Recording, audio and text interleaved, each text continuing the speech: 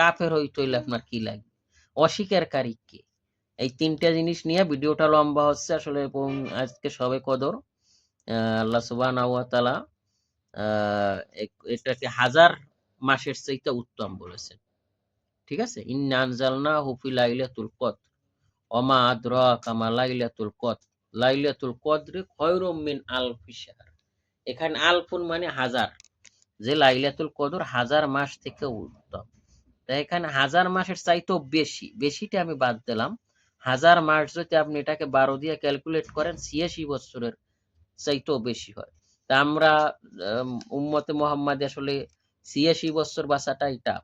তার মানে এক রাত্রের ফায়দা হলো 86 বছর। আর আলফুন মানে কি? এটা আলফিসার মানে এটাকে 1000 বছরেরও বেশি বলা হয়েছে।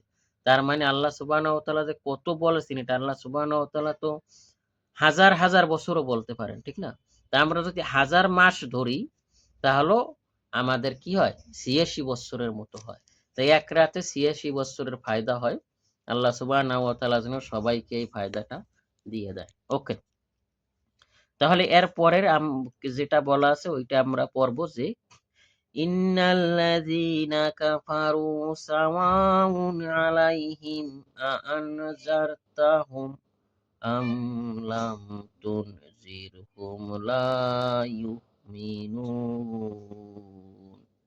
এটা বলা হয়েছে যারা অস্বীকারী।